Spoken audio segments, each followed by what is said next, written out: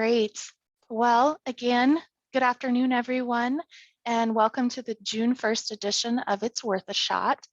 Today, we are going to discuss the Montana Immunization Information System, as well as go over the most recent up-to-date recommendations from the CDC.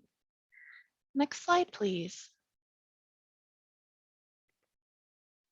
As usual, a few housekeeping items. Please feel free to add webinar topics, clinician ideas or needs into the chat box. And we anticipate continuing to meet every Wednesday. And I will say I have one question for everyone on the line today. If you wouldn't mind taking just a few moments and enter your response into the chat, just at your convenience, that would be great. My question to everybody is, over the next year, do you feel like you have a plan or future planning per se to meet your COVID-19 vaccination needs? Just, a quick yes or no, or if you need help, if you wouldn't mind entering that into the chat. Again, the question, over the next year, do you have a plan or future plan to meet COVID-19 vaccine needs? And just a quick yes or no, or if you need help, that would be great. And thank you for everyone putting a quick answer in there. I appreciate it. All right. Next slide, please. All right, so without further ado, I'd like to introduce Sarah Keppen. She is with the Montana imMTrax Training and Support, Montana Immunization Program Division, I should say, and her role supports the imMTrax Training and Support unit. And she brings to the table over a decade of in-depth experience in healthcare industry, focusing on support of healthcare information systems. We're very grateful to have you here today, Sarah, and I will pass the floor to you. Okay, thank you. Can you hear me okay, Jessie? Yes, yep. All right, well, thank you and good afternoon, everyone. As Jessie said, my name is Sarah Keppen and I work for the State of Montana Immunization Program as the IAS Training and Support Specialist. And today I'll be providing some information about imMTrax, which is Montana's Immunization Information System. And Mary, if you would go to the next slide, please. All right, well, let's start by talking about what is imMTrax. imMTrax is the state of Montana's Immunization Information System, often abbreviated IAS. So you'll see me use that term throughout today's presentation. imMTrax is a confidential computer program that can securely store immunization records for all Montanans. imMTrax combines multiple immunization records to perform one-shot record. As most states have an IAS system, but what I will be specifically speaking about today is the state of Montana IAS imMTrax, and my presentation is specifically for long-term care facilities in the state of Montana. imMTrax is a little different than some IAS systems. We are a lifetime registry and we take immunization data for persons at all stages of life. What this means is as you age, your immunization record follows you, storing accurate and up-to-date immunization information. Prior to the COVID-19 vaccine rollout, some states only captured childhood vaccines, but many states are now pivoting to be able to provide and capture adult immunization records. imMTrax has always been a lifetime IAS, though. Additionally, one other thing that makes imMTrax is different than other IAS systems as we are an opt-in IAS. And what this means is that consent by the individual is required to participate in imMTrax. With most other state IAS systems, patients are automatically included in the IAS unless they say no, they do not want to be included. But imMTrax actually functions the opposite way. Patients must give express consent for their protected health information to be included and accessible in imMTrax. The imMTrax IAS manager is actually going to be doing a consent webinar this summer to review the rules and the guide imMTrax consents and to answer some frequently asked questions regarding Montana imMTrax consents. And she is actually slating some webinar dates in the month of July. We do also have resources on the imTrax resources page of the Montana Immunization Program website to assist with questions regarding Montana imTrax consent as they come up as well. And Mary, next slide. So just to give you some more background on imTrax, imTrax seeks to help providers and families by consolidating immunization information into one location. The consolidation of immunization records into a longitudinal record and one information system allows for the harnessing of data into actionable information. This allows for the following imTrax system features to be used, including generating reminder recall notices, getting immunization coverage estimates, running reports, and managing immunization inventory. And lastly, an increasingly robust immunization forecaster that will forecast what immunizations your residents are due based on ACIP guidelines. These valuable tools are all available in one convenient place to help you ensure that your residents are up to date on the ACIP recommended immunization schedules. And I do want to mention that imTrax is only as good as the information that's been recorded or sent to imTrax. The majority of vaccines we receive are on a volunteer participation basis outside of the federally required reporting of the COVID-19 vaccines. However, we do have really good data coverage from many of the healthcare systems, hospitals, large clinics, health departments, pharmacies, and long-term care facilities across the state who report immunization data to imTrax. So the Montana Immunization Program actually gets our data several ways. Data can be entered directly by our manual data entries, sent electronically from electronic health systems, and uploaded via data files. Many Montana healthcare facilities across the state send data to imTrax by what we call a data exchange. And this allows locations to send data from their EHR or information system directly to imTrax. And that is how we get the majority of our data here for the state of Montana imTrax system. Mary, next slide. So next, I just want to give you a few snapshots of imTrax. We have over 46,000 active imTrax users who utilize the functionality within the system. There are over 600 enrolled locations and offices, which include local public health departments, Indian Health Service locations, tribal health facilities, private health systems and clinics, university, college, systems, healthcare employees, K-12 schools, long-term care facilities, and pharmacies. And we have roughly 1.8 million patient records and have roughly 17 million immunizations stored in our system. Mary, next slide.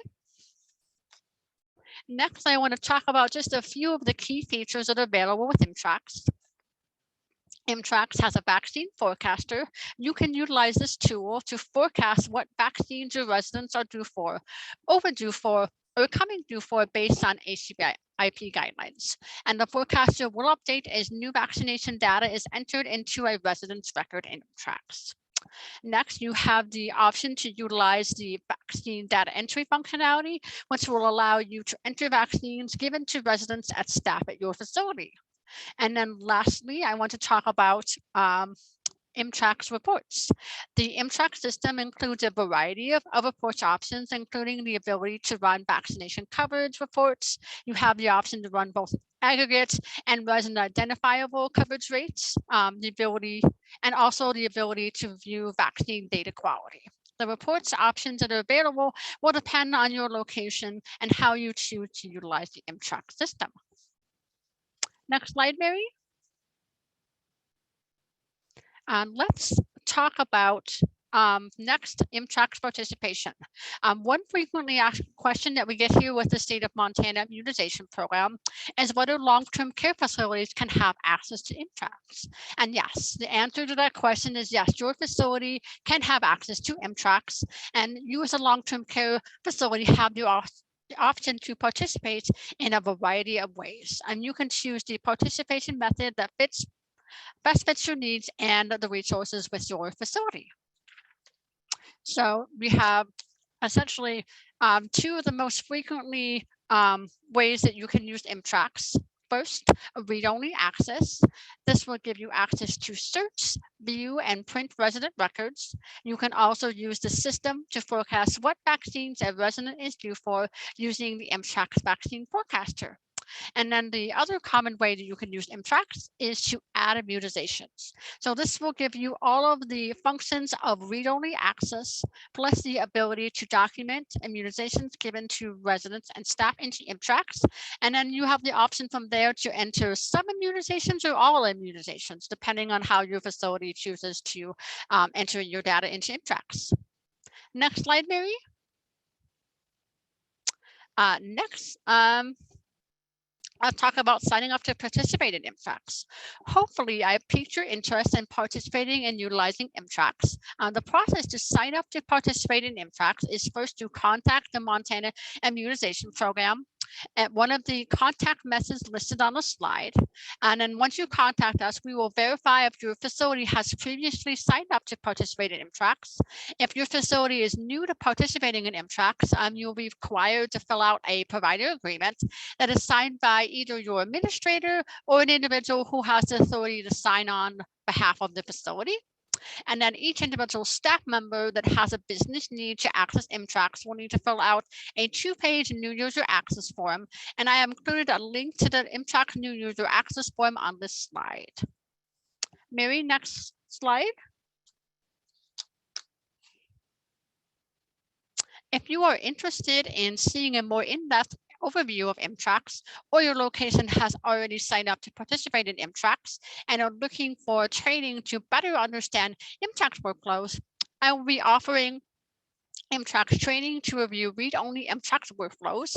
I will be going over how to search and view resident records, how to edit resident demographic data, how to view resident vaccination data, how to print vaccine records for a resident and or their family, and then discussing Montana patient consent rules, and lastly, how to update resident consent in imTrax. And I'm really excited to be able to offer these training sessions to you. This training will be specifically tailored towards long-term care facilities with an emphasis on your patient population and your workflows. In a previous professional role, I actually worked for a large nonprofit long-term care organization assisting with implementing the EMR system point-of-care PTC in their skilled nursing facilities. Through that previous professional experience, I was able to become familiar with long-term care documentation workflows. So if you're interested in attending either training session, you can contact me to get a calendar invite with the webinar information. I do have those webinar dates there, as well as the webinar link on the slide as well. And if for some reason you are unable to attend the live training, the training will be recorded and you can contact me to get a copy of that recording. And one last item that I wanted to share about training for imTrax workflows. Other training resources are available to assist you with being successful with utilizing imTrax once you sign up to participate in utilizing imTrax. There are training resources that are available directly in imTrax through a one-stop training resources that we call the Document Center. Training resources are also available on the imTrax training page of the Montana Immunization Program website, which I've included a link here on the slide. And I am also available to assist with imTrax questions or application issues as they come up. And I do want to let you know that there are 2 other FTE Montana Immunization Program staff that help support imTrax as well. Michelle Funches is the first individual who is our IIS manager. And then Deb Blue, who is our IIS interoperability coordinator. And Deb, as the IIS interoperability coordinator, sets up all of our connections facilities to send immunization data directly to imTrax from their electronic health record via a data exchange. So any of the 3 imTrax support staff that I mentioned, we are all available to assist you with imTrax questions or application issues. And then we also have an imTrax help desk, and that is available Monday through Friday from 8 to 5 to help with password resets. So Mary, next slide. And just to wrap up my presentation, if you have any questions about imTrax, I'd be happy to answer them at this time. And if you have a question after today's presentation, feel free to contact me either via phone or email. My contact information is listed on the slide. And thank you for your time today and the opportunity to provide some information about imTrax, Montana's Immunization Information System. Thank you, Sarah. I appreciate that. I have a quick question for you. This is Jessie. What's the turnaround time for enrollment right now? Yes, Jessie, that is a good question. It really depends on whether your facility is already participating in imTrax, or if we need to send you the provider agreement. Right now, what takes the most amount of time is getting a user access, an individual user login to the facility. And how that works is when you send me each single user access for each individual staff member that needs access, I'll review to make sure that the form is complete. And then we actually send that off to our network security departments, and they actually create what's called a network ID. And that is what we need in order to set up your user account. And so that usually takes about 2 to 3 business days to get that back from our network security department. And then once I have that information, I'm the one that actually sets up the access for that user. And then I set them up into the imTrax system and I send them an email with their login information. Does that make sense? It does. Thank you. Thank you, Sarah. Appreciate it. And I will snag some of your links and resource information, and I will drop them in the chat box here shortly for everyone if anyone wants to copy those out of there. Otherwise, of course, all this information will accompany the slide deck when we send it out after the presentation. So thank you. If anyone comes up with any questions, feel free to drop those in and we'll get those to Sarah. So the next portion of our presentation, we have our very own resident pharmacist, Kyla Newland. She is going to get us up to speed with some updates for recommendations from the CDC. Kyla. Thank you, Jessie. Hello, everyone. So just a couple things building on what we presented on last week with these up-to-date recommendations for the second boosters. And also one thing I don't have a slide for that I did want to mention initially, since I've covered a lot of information on the therapeutics we use for COVID-19. Last week, I mentioned one of our oral therapies, Paxlovid. There had been some things in the media, I guess, about there being rebound cases of COVID following the 5-day oral therapy of the drug Paxlovid. And that has been confirmed. And we've even seen a couple case studies of folks that were treated with Paxlovid and then symptoms resolved, and then they were actually able to transmit COVID after they were done with the therapy. And so there are, it's a CDC advisory that I will put in the chat right now for everyone to review. So in those rebound cases, they are recommending that folks do an additional 5 days of quarantine. So I will put that in the chat and everybody take a look at that. That's kind of hot off the press. So next slide, please. So this was one study that I just wanted to mention. This came out in the MMWR a couple of weeks ago. And this basically gives us really good evidence based on a lot of data, actually from the nursing home settings, for the additional benefit for the first booster. We don't have data on the second booster yet, not this robust at least. But really showing that these folks that got the first booster are at a vaccine effectiveness rate of 46.9% versus those who did not get a booster dose. So this included millions of patients and a whole bunch of skilled nursing facilities. Next slide, please. And like I said, this was only for the first booster dose. And as we know, last week, the CDC updated the recommendations for the definition of up to date. for COVID-19 vaccine. So they extended the age of eligible folks for the booster down to age 5 and older, and they made that a recommendation, not a suggestion. So it's a solid recommendation in their definition for up to date, and also for adults age 50 and older and folks that are moderately or severely immunocompromised. So they solidly recommend, to be up to date, you need to get that second booster if you're in one of these categories. And Jill is going to talk about what the implications are for your facilities regarding these changes. Thank you, Kyla. This is Jill Holt with Mountain Pacific. And so Mary, if you could advance to the next slide, please. Thank you.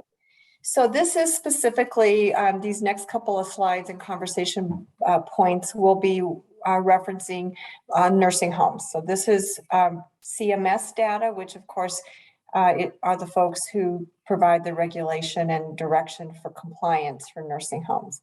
So with the change of up to date, with the definition change of up to date, now including 2 boosters for those that are eligible, again, back to Kyla's previous slide, which was adults 50 years or older, or those who are moderately or severely immunocompromised who are 12 years or older. So this is one implication with that definition change, and that's regarding your surveillance testing. This is not when you're an outbreak, this is your routine testing in the nursing home based on your community transmission rate. So for those of you that have staff that are 50 and older and have not received their second booster dose, then they would not be considered up to date. So therefore, then they would be subject to this more frequent testing regimen or cadence. Does that make sense? So in other words, any staff members who are eligible for the second booster who have not gotten it are not considered up to date. And so the impact to them would be regarding the testing frequency. Now this, please, I hate to even bring it up because I don't want to cause confusion, but this up-to-date language and guidance has nothing to do with the vaccine mandate, which is a different regulatory conversation. And that of course, to be compliant with the vaccine mandate, you have to have had your primary vaccine series completed. So that is a different conversation that is not applicable in this situation where we're talking about terminology changes and definitions for vaccine status of being up to date. So I just wanted to pause there for a minute. Does anybody have questions about this piece of the puzzle or the implications for testing? So there's a question in the chat box. I had to step away from my computer for a minute. Did I miss a slide on the new regulation for up to date? I see it changed. You did, and we will send these slides out to you.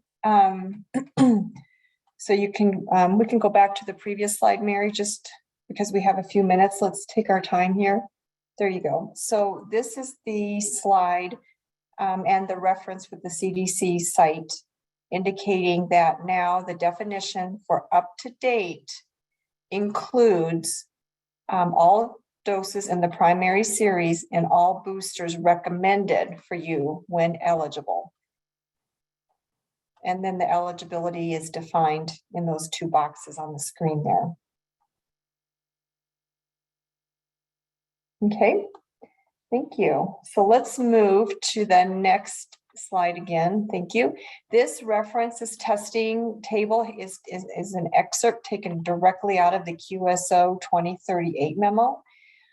So you'll want to, if you have questions, there's additional information and conversations in that memo with regards to being up to date and what those implications are. So you might want to reference that. And I think we probably have it on the slides here with in our resources section. Okay, let's move to the next slide. The other relative area for up-to-date implications has to do with quarantining.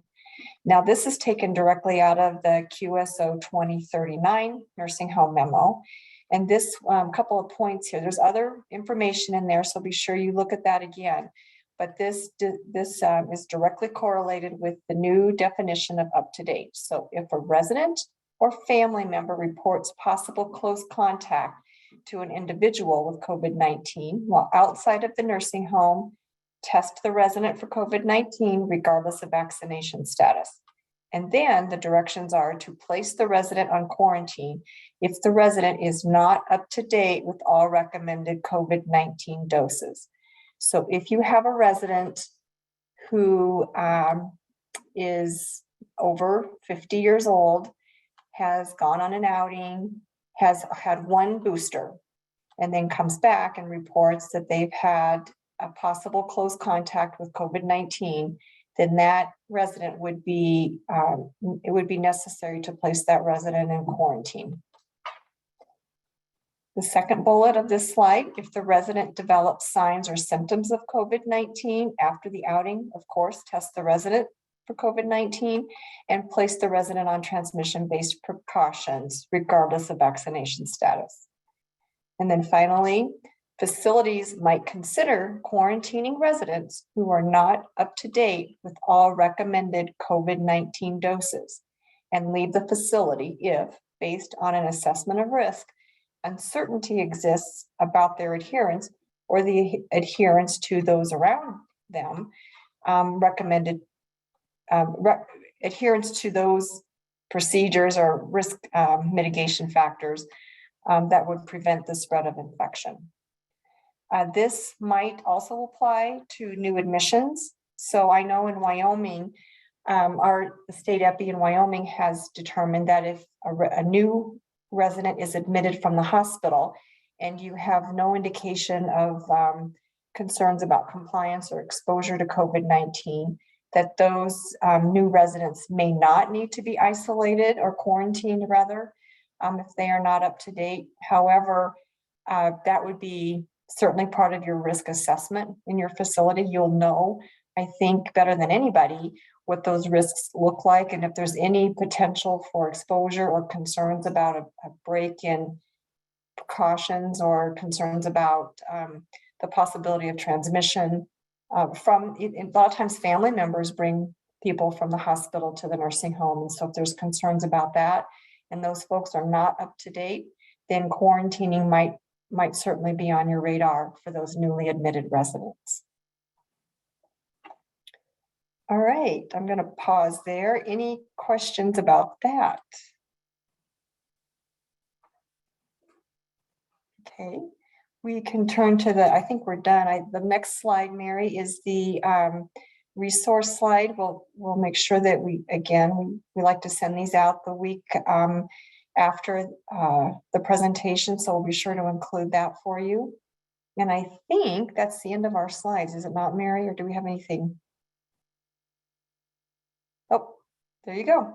So unless there aren't any questions, we'll conclude this presentation. And again, we appreciate you being with us. We're trying to make sure that we give you up-to-date information in real time, and we're available for questions or comments after the presentation. You know how to reach us, so feel free to.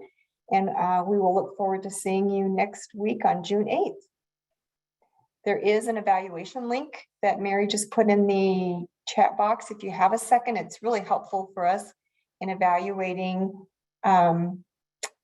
these programs. So be sure to fill out the evaluation link.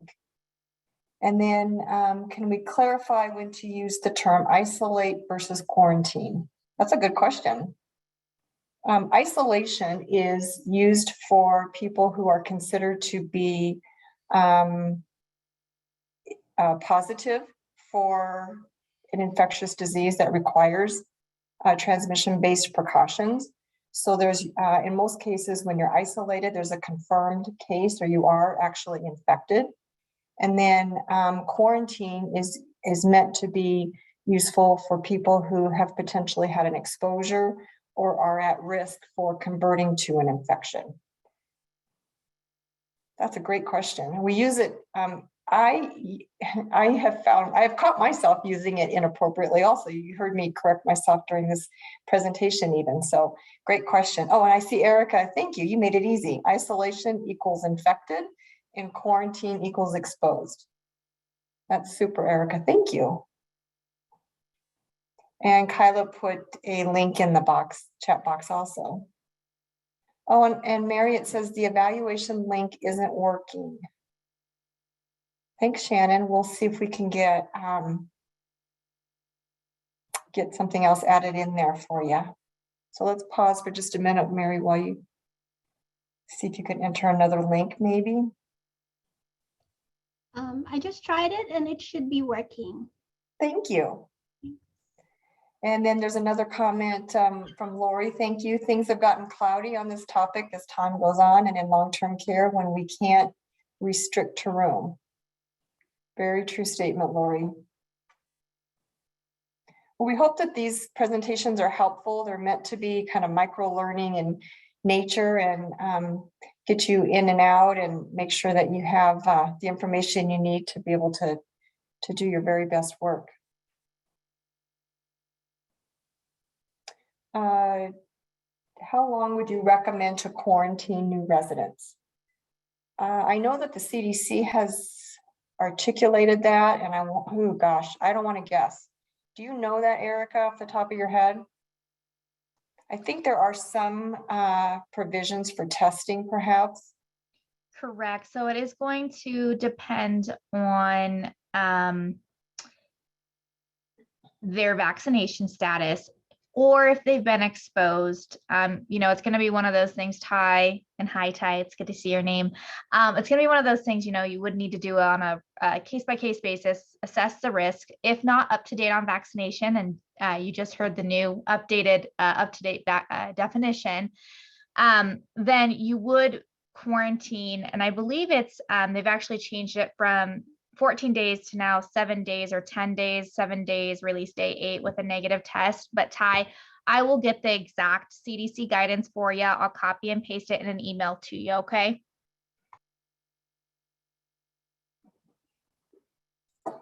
Thank you, Erica. You might copy, if you would copy Marcy when you find that, we'll make sure we put that on our FAQ sheet for next week. We generate a new FAQ document week over week so that you can look back and consult some of this information.